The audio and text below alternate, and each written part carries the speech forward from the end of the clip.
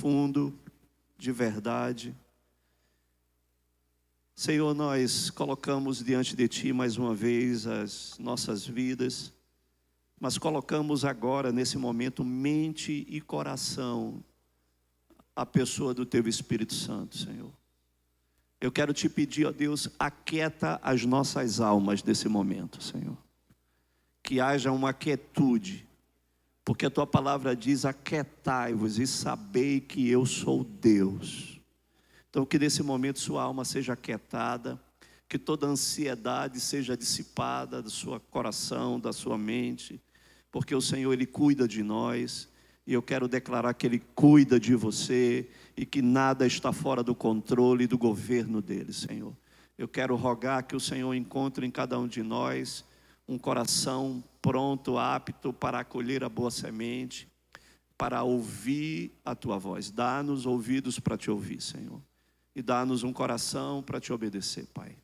E que o Teu Espírito Santo tenha liberdade de se mover aqui essa noite e de nos alcançar.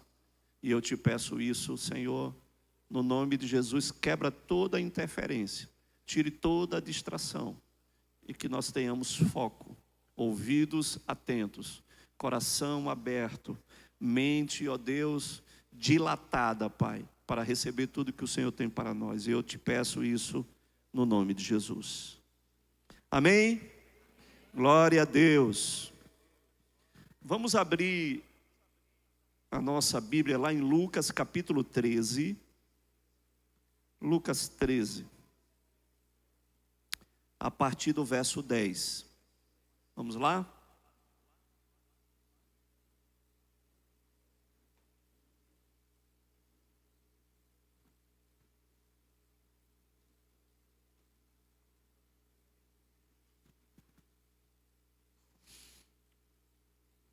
Vamos lá, acompanha comigo.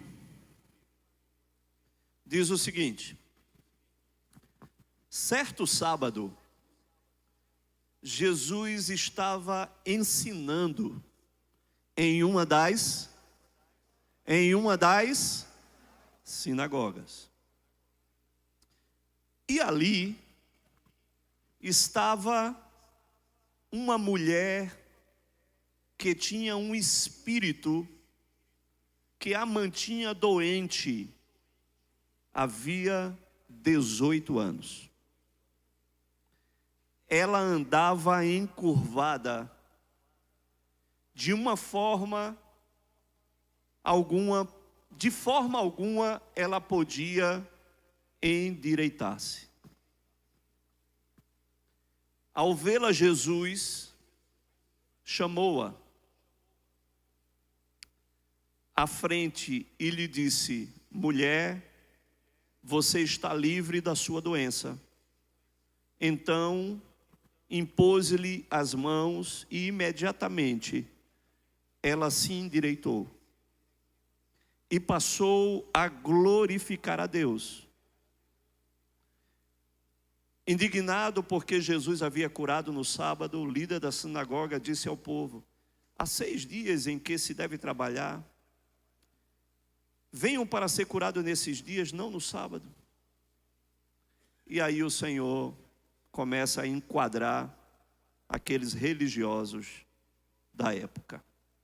Quem já conheceu essa história? Pois é, essa é uma história muito interessante. E eu quero que hoje você permita que o Espírito Santo de Deus fale com você. Amém? Quem vai ser a minha dublê aqui? Michele? Amém, gente. Vem para cá, Michele. Eu vou te avisar quando você precisar fazer aqui. Fica aqui perto. Pode ficar. Aquela mulher, além de sofrer com um desconforto de estar 18 anos encurvada. 18 anos é pouco ou é muito? Quantas coisas não acontecem em 18 anos? Em 18 anos, a nossa vida pode mudar completamente, sim ou não? Em 18 anos, nós nós nos tornamos de maior. Em 18 anos nós trabalhamos, nós nos casamos, nós temos filhos, os filhos crescem. 18 anos dá para acontecer muita coisa, sim ou não? 18 anos tudo pode mudar. Mas o que a gente não entende é que aquela mulher passou 18 anos com todas as limitações que você talvez não consiga mensurar. Porque as limitações e as impossibilidades que aquela mulher tinha ao longo de 18 anos era algo terrivelmente incômodo para ela. E eu queria fazer aqui, Michele, fazer aqui para você uma encenação de uma mulher assim, encurvada, e como é difícil você se mover dessa maneira. De você andar, de você fazer coisas simples, mas essa era a realidade daquela mulher, que andava exatamente dessa forma. O seu campo de visão era apenas os seus pés. E todas as coisas simples e imagináveis que você pode fazer, talvez essa mulher, ela não conseguia fazer, porque ela vivia esse estado de encurvamento e todas as limitações que alguém poderia ter. Muito obrigado, você foi muito aprovada, viu?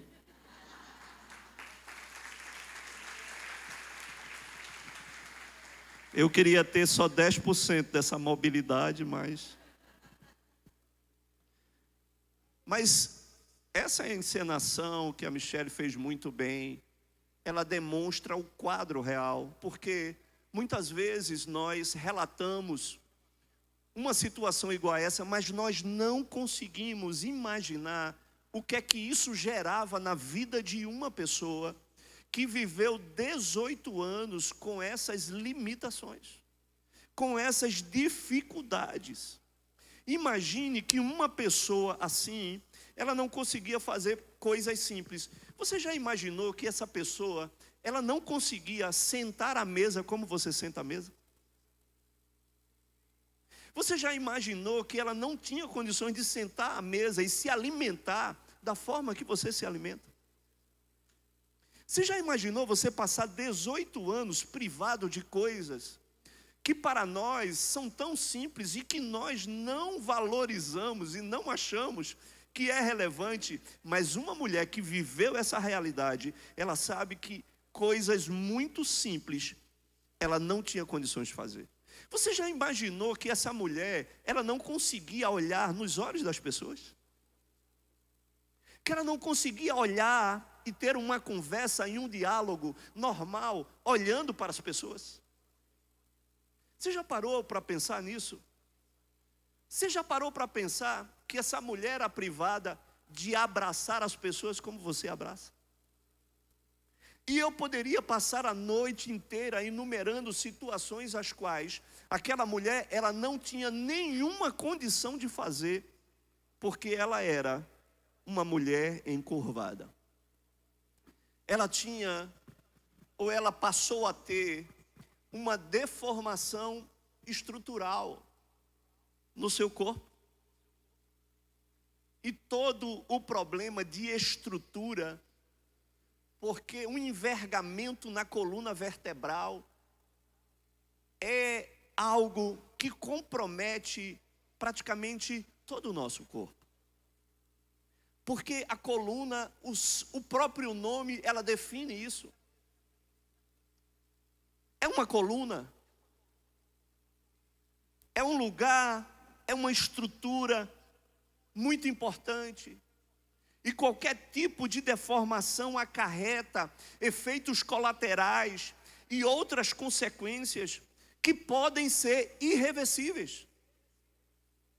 O texto diz que aquela mulher, ela não conseguia se endireitar. Você já imaginou? Ela querer se desencurvar e ela não conseguia se desencurvar. e viveu esse tempo dessa forma, com esse problema estrutural tão sério, tão difícil, de não conseguir. Dentro do universo, trazendo um paradoxo aqui, do universo da construção civil, problemas de estrutura, ela pode comprometer toda a obra. Era um problema estrutural. A sua coluna vertebral era algo que define um problema estrutural.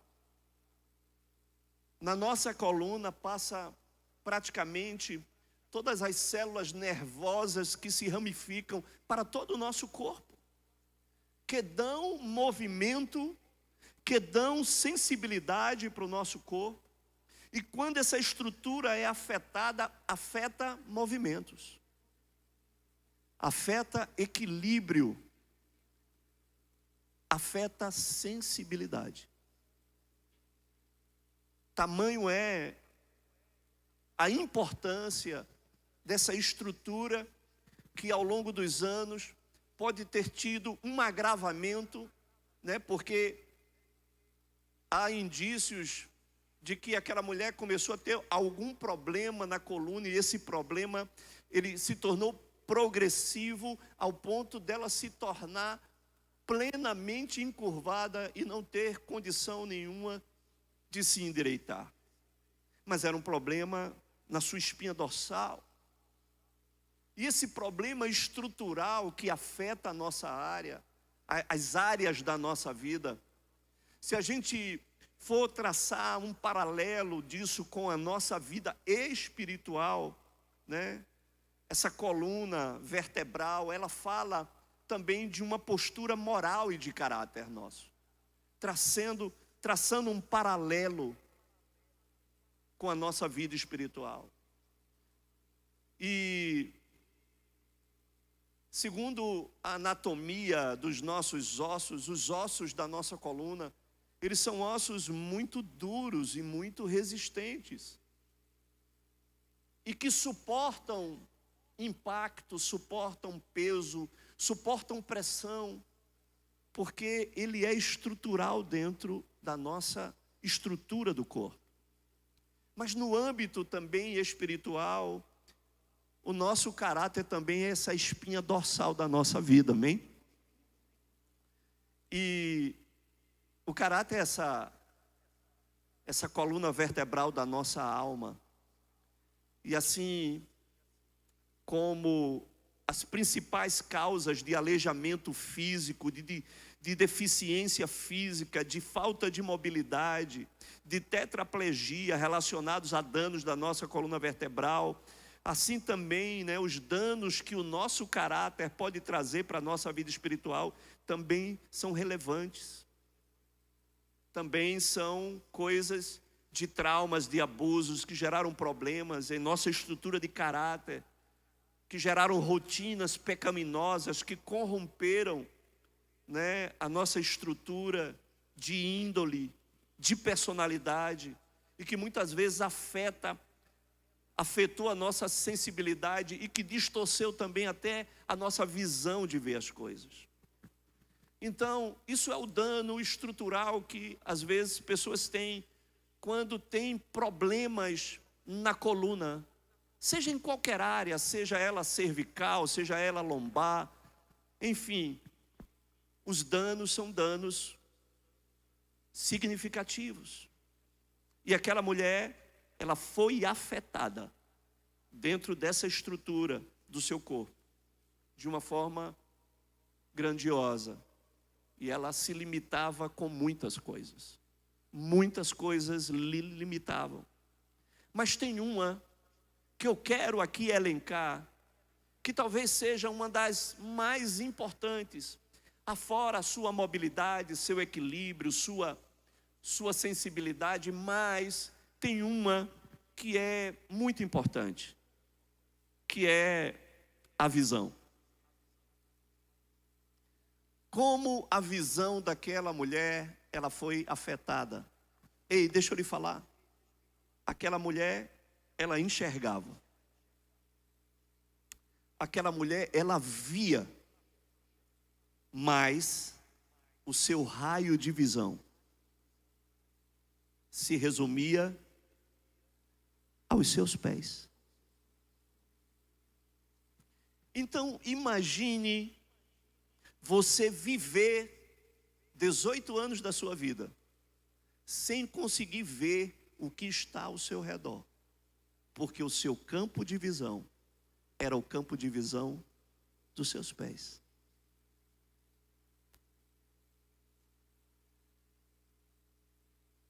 E às vezes isso talvez fique encoberto, né? Porque é um campo de visão limitado. E eu quero abrir agora um parênteses aqui com você. Presta atenção. A visão, a nossa visão, ela é muito importante para nós. E a visão, ela anda de mãos dadas com a nossa fé. Diga, a visão anda de mãos dadas com a fé. Mas pastor, como assim? Porque a definição de fé, que fé é o firme fundamento das coisas que a gente não vê. Como pode andar de mãos dadas? Anda de mãos dadas. Porque a fé é ver o que você não está vendo. Amém ou não amém? Então ela anda de mãos dadas com a fé, e o seu campo de visão, quando se torna limitado, nós simplesmente limitamos o alcance de onde a nossa visão ela pode chegar. E Deus, Ele, dentre a história dos patriarcas, de profetas, de homens de Deus, Deus sempre trabalhou o campo da nossa visão.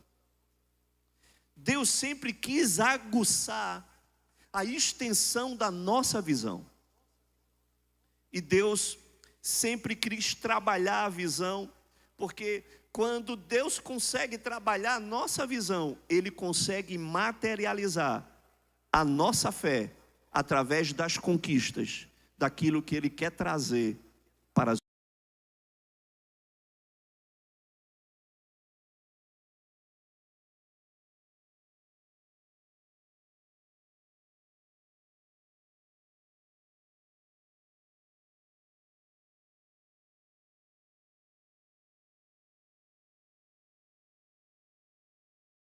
exemplo. Vocês estão me ouvindo?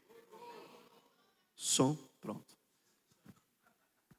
Então, veja o exemplo do nosso patriarca Abraão. Abraão quer dizer também o pai das alturas. Diga, pai das alturas. Isso tem um significado importante. E Deus começou a trabalhar com Abraão, desde as suas promessas, no seu campo de visão.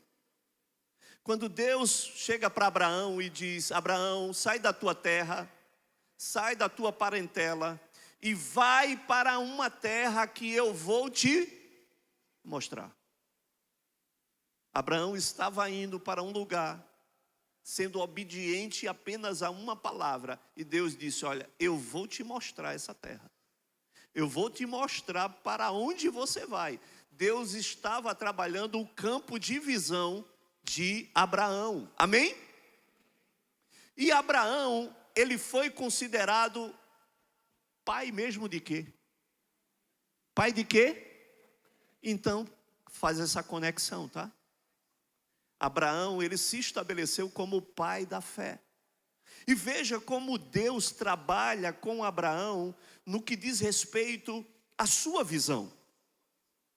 Deus, quando levou Abraão para a terra, e ele diz: olha, Abraão, olha para o norte, olha para o sul, olha para o oeste, para o leste, olha para os lados e contempla aonde a tua visão alcançar, eu vou te dar essa terra.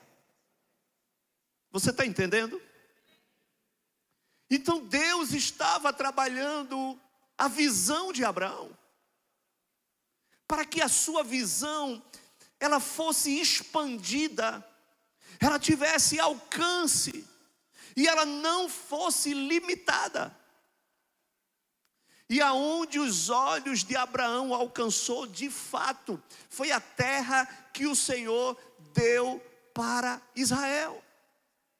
Mas isso não se limitou a esse nível de experiência. Deus se apresenta novamente para Abraão, e Deus chama Abraão e diz: sai de dentro da tenda e vem aqui para o lado de fora. E Deus tira Abraão da tenda e coloca ele do lado de fora, e ele diz agora: olha para cima, e olha agora para as estrelas dos céus. Você está vendo as estrelas dos céus? Eu não sei se você consegue contá-las, mas assim será a sua descendência. Olha para a areia do mar. Você não pode contá-las, mas assim será a sua posteridade. Deus estava trabalhando o campo de visão de Abraão, para que ele pudesse se tornar o pai da fé. Então veja como a visão, ela é relevante para nós, porque a falta de visão, ela limita o nosso alcance. Como nós iremos chegar a um determinado lugar se nós não conseguimos enxergar esse lugar? Como nós podemos avançar para alguma direção se nós não temos essa visão? Então, a limitação da nossa visão, ela compromete o nosso nível de conquista. A visão limitada, ela muitas vezes nos deixa sem uma direção clara. E a falta de visão, ela pode afetar o nosso destino, sim ou não? Porque nós não conseguimos visualizar, nós não conseguimos enxergar. Então, além disso, tudo isso pode ser agravado com aquelas pessoas que elas têm a visão, mas elas não têm a direção. Aquela mulher, ela tinha visão, ela enxergava, mas ela tinha uma limitação, ela não tinha alcance. O campo de visão, o raio de ação era limitado, e ela também não tinha direção. E a falta de direção, ela também clara, ela também compromete o nosso destino. Às vezes as pessoas se perdem pela falta de direção. E olha, deixa eu lhe falar uma coisa. Quando a gente olha para essa realidade de limitação do campo de visão, a gente se lembra a respeito de duas aves com realidades completamente diferentes. E eu quero perguntar a você: você já viu uma galinha olhando para cima? Você já viu uma galinha andando, olhando para cima? Ela olha para onde? Para o chão. O seu campo de visão é o chão. Ela não olha para o alto. Ela não olha para cima. Diferente da águia. Sim ou não? Porque a águia, ela sempre está voando para lugares altos. A águia, ela decide habitar, morar nos lugares altos. A águia, ela só desce para os lugares baixos quando ela vai alcançar suas presas. Mas o seu lugar é sempre lugares altos, e os seus voos sempre são voos para lugares altos. Ela só desce com um propósito: de pegar as suas presas. Eu estou aqui essa noite para te dizer que você nasceu para os lugares altos. Você nasceu para olhar para cima. Você não nasceu para que o seu campo de visão seja apenas o campo de visão terreno. Você está entendendo?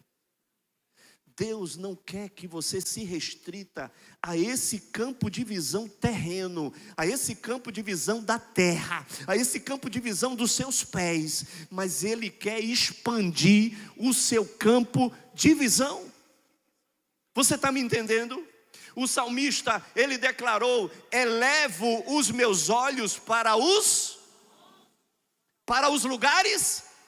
Elevo os meus olhos para os montes, de onde me virá o meu socorro. Vem, que fez os céus e a terra. Eleva os teus olhos para os lugares altos. Eleva os teus olhos para o céu, porque o teu socorro, ele não vem da terra, o teu socorro, ele vem do céu. Aonde os seus olhos estão postos? Aonde estão? Qual é a ordem do seu campo de visão? No dia mau, no dia da luta, no dia da guerra, no dia da adversidade, qual é o seu campo de visão? Aonde está? Você olha para baixo ou você eleva os seus olhos para os montes? O seu campo de visão é meramente terreno? Ou seu campo de visão é aquele que eleva os seus olhos para os montes? E você não conseguia elevar os seus olhos, e você quiser se endireitar para olhar, e você não consegue olhar, porque o seu campo de visão está limitado pela sua curvatura. Essa era a realidade daquela mulher, encurvada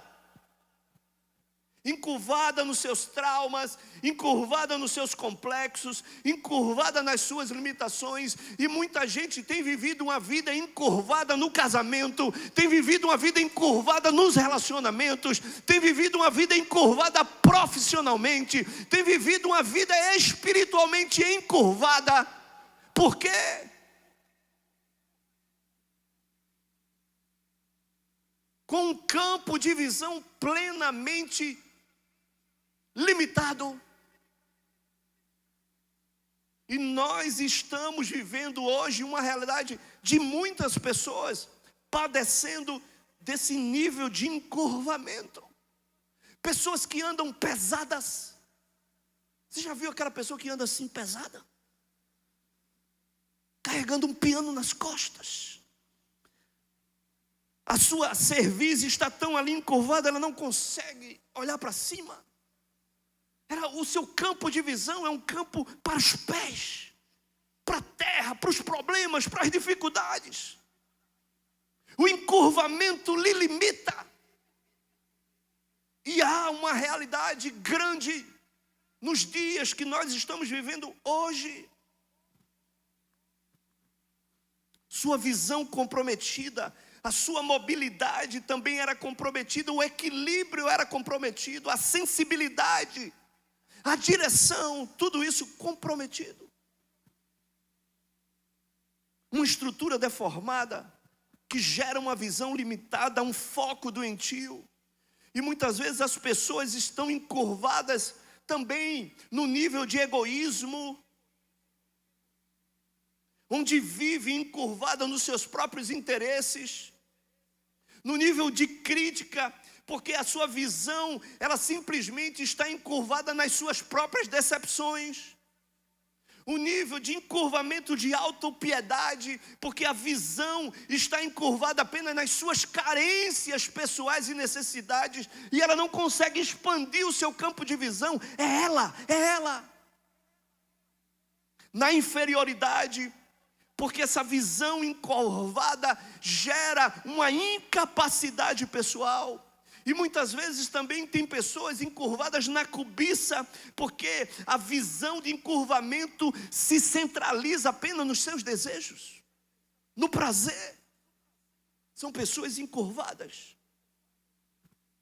Essa é uma realidade que está muito próxima de nós, se não estiver em nós. Mas aquela mulher estava naquela situação há quantos anos? Há quantos anos?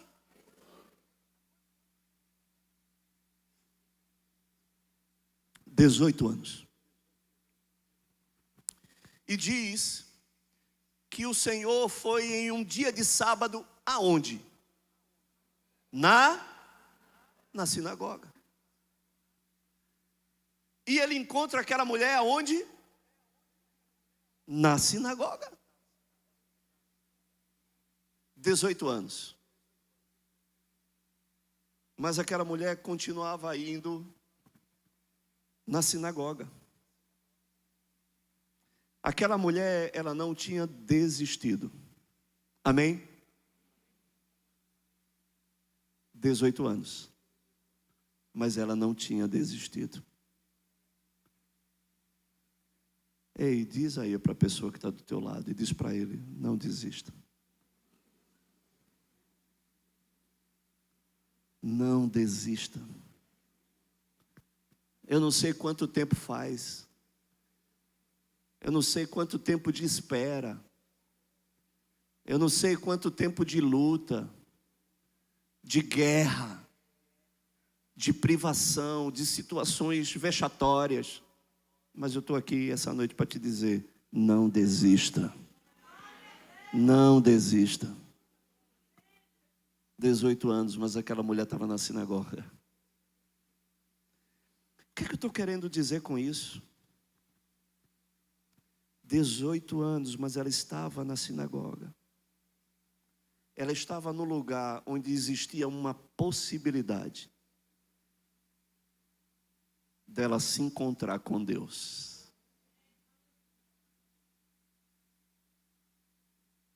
Para onde você tem ido quando você tenta resolver os seus problemas?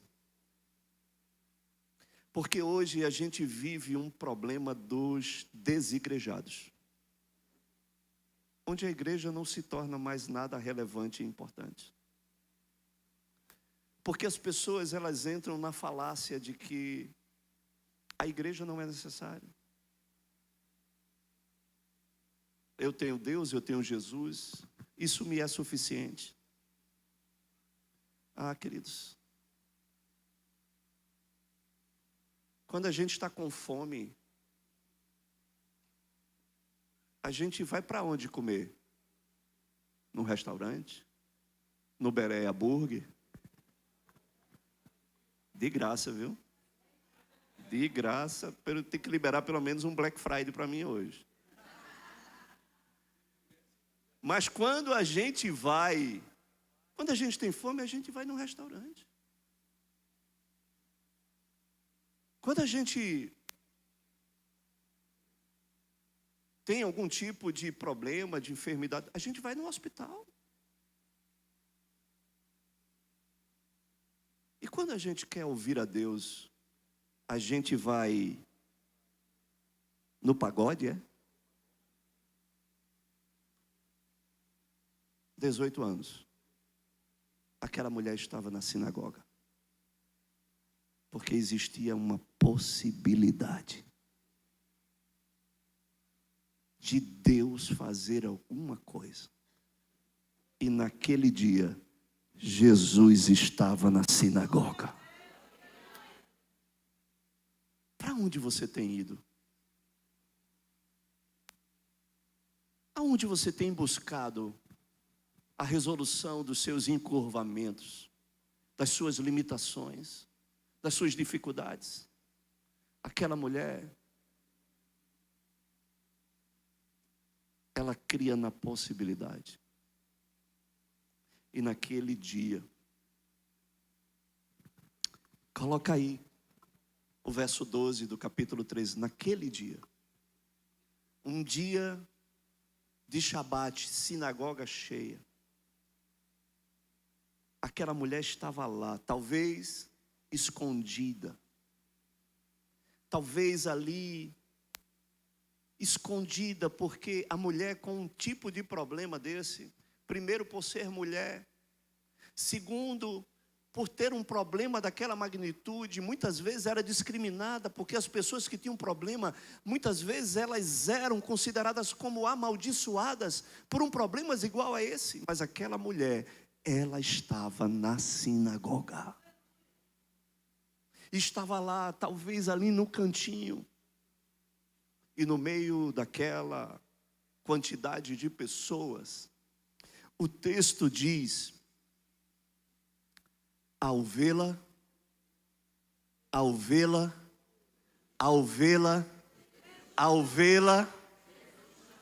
eu estou querendo te dizer essa noite, que o Senhor consegue enxergar você. Eu estou aqui essa noite para te dizer que Ele está vendo, olhando para você. E que no meio dessa multidão, eu quero te dizer, no meio aqui de tantas pessoas, Ele consegue ver você na sua particularidade, na sua individualidade, nas suas lutas, nas suas guerras, nas suas questões, e Ele consegue ver você. Ei, você que está se escondendo aqui essa noite, eu estou querendo falar para você mesmo, Ele está vendo você, Ele está enxergando você. E olha, isso faz toda a diferença.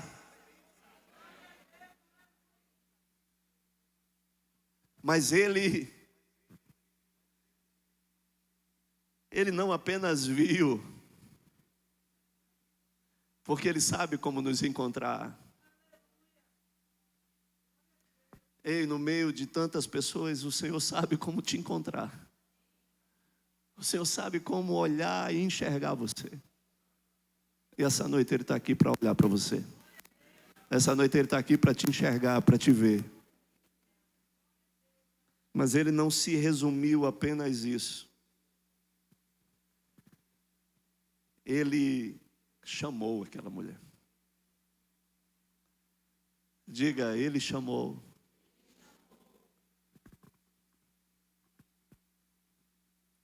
Você entendeu? Ele viu e Ele chamou. Hoje, o Senhor também está te chamando. Hoje o Senhor está te vendo, mas hoje também o Senhor está te chamando. Ele está te chamando. Porque Ele pode mudar a sua realidade. Ele pode mudar a sua situação. Ele pode te endireitar. Ei, Ele pode te endireitar. Ele pode te desencurvar. Ele pode te colocar de pé. Ele pode te colocar de forma ereta novamente. Ele pode aumentar o teu campo de visão. Ele pode quebrar as tuas limitações. Ele pode. Ele pode. Ele está te chamando, porque Ele quer te endireitar. Você sabe o que é que diz o texto? Diz, ela não conseguia se endireitar. Às vezes nós não conseguimos.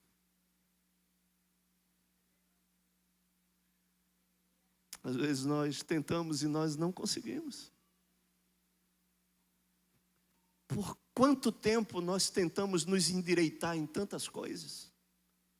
Sim ou não?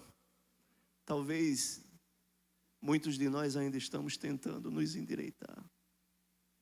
Eu estou tentando me endireitar, ainda com tantas coisas. mas eu sei que Ele pode me endireitar. Ei, eu estou aqui para te dizer que talvez você não está conseguindo, mas Ele está te vendo hoje, Ele está te chamando. Ele vai estender suas mãos na sua direção e Ele vai te endireitar novamente. Ele vai te desenvergar, te desencurvar.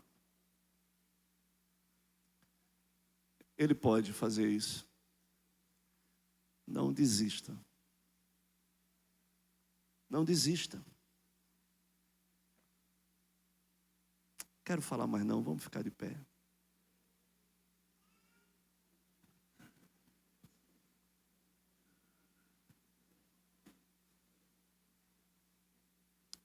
Eu só quero te dizer que Ele está te chamando essa noite.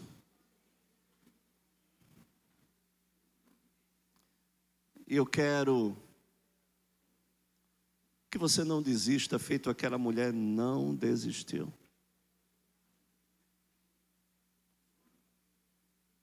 Não vamos nos dispersar nesse momento. Por favor. Vamos. Peguei aqui um auxiliar agora.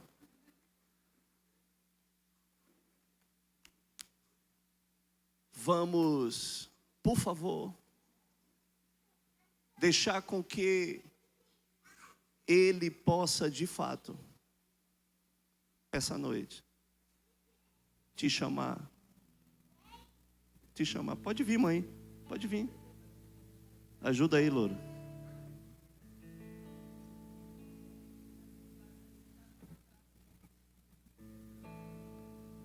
Esse é do altar, viu?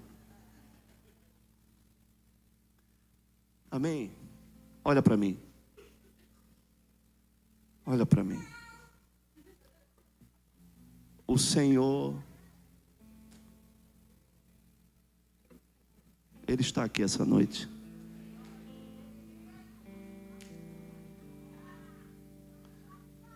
Você veio para o lugar certo.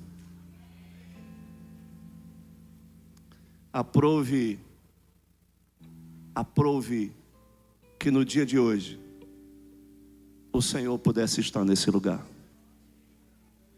E eu sei que Ele está aqui.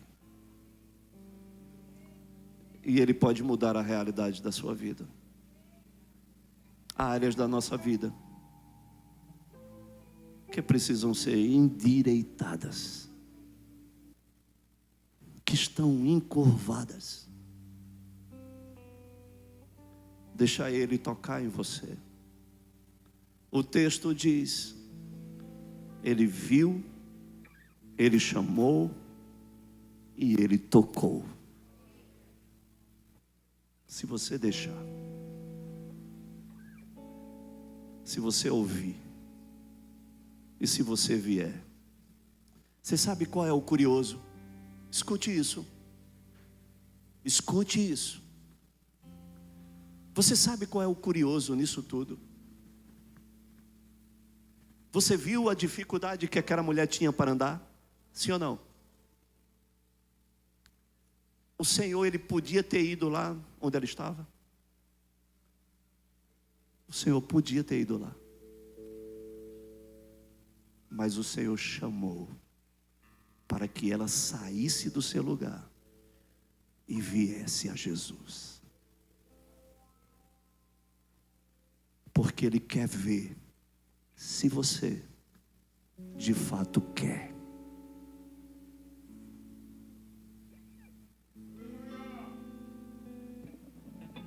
Se você de fato, você deseja se endireitar. E é por isso que Ele está nos chamando.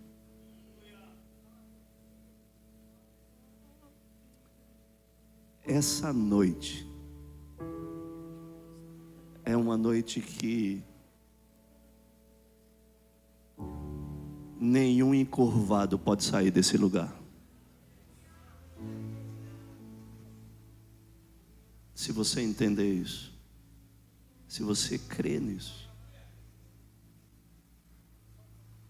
se você atender o chamado dele,